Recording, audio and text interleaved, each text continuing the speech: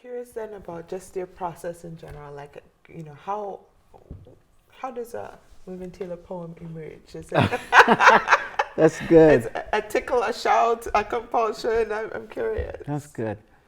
Sometimes a line will just come, where it's just a simple line, The dog, like I wrote a poem about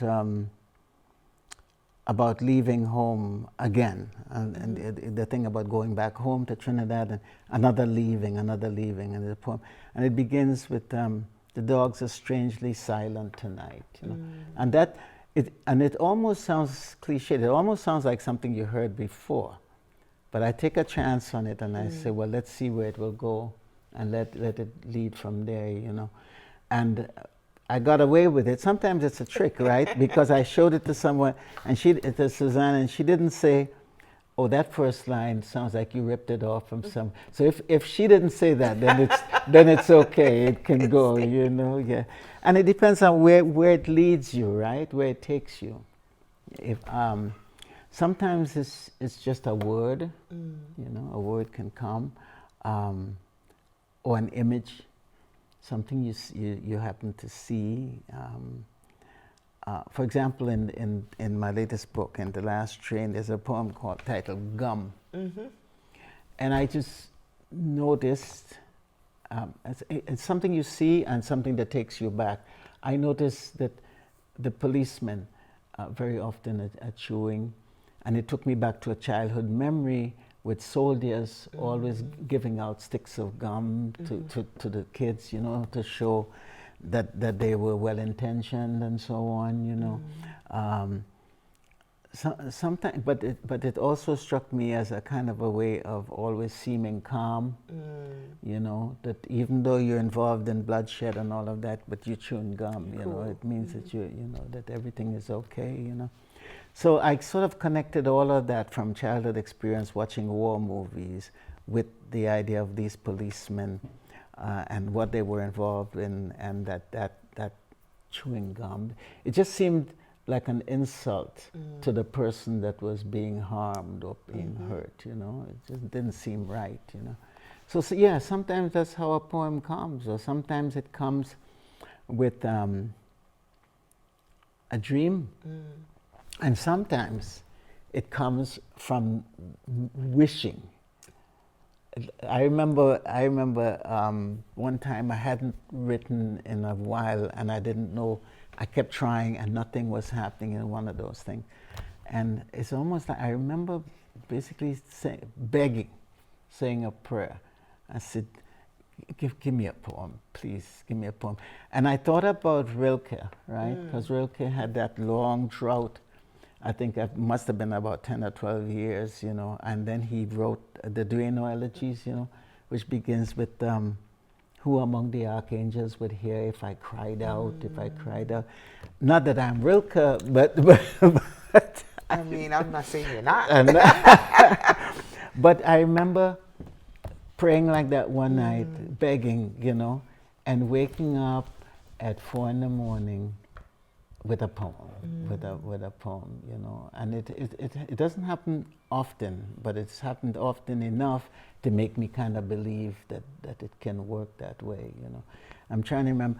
I think the poem that I was wishing about was a poem called The Wall, and something about people jogging. It just struck me that it was a strange habit of people, that all that running, and not going anywhere, just kind of running, And so also the experience of reading feeds into what you do, right? So I remember it took me back to Stephen Vincent Benet. He has a poem, and I have it on an LP, called Notes to be Left in a Cornerstone. And he says, this is for you who are to come. He's writing a poem for people to read in the future. And he's describing the days we live in now and what happened to us and so on.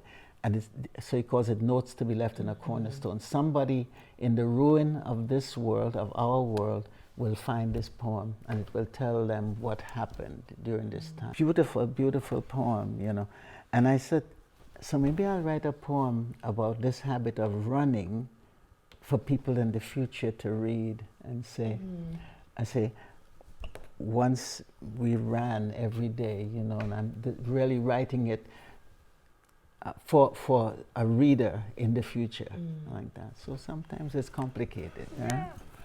My other big wish poem was again wanting a poem to come and sing.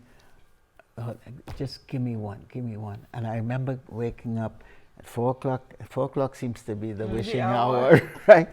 Waking up at 4 and saying, well, where should one start writing? If you don't have a poem, why don't you write from what you can see where you are? And I imagine myself at my window. I live on an intersection, like a big intersection at Prospect Park and Parkside. So my windows face, one face here, one face there, like so a three-way thing. And I imagine myself at that. What do you see from this window?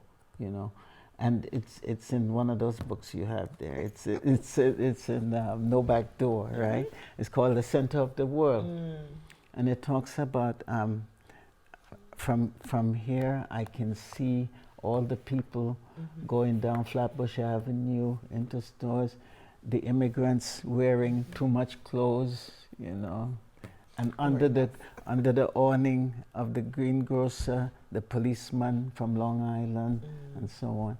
And I talk about the nail shop where Koreans can give you the flag of any country you want, you know, like that. And that poem stretched out.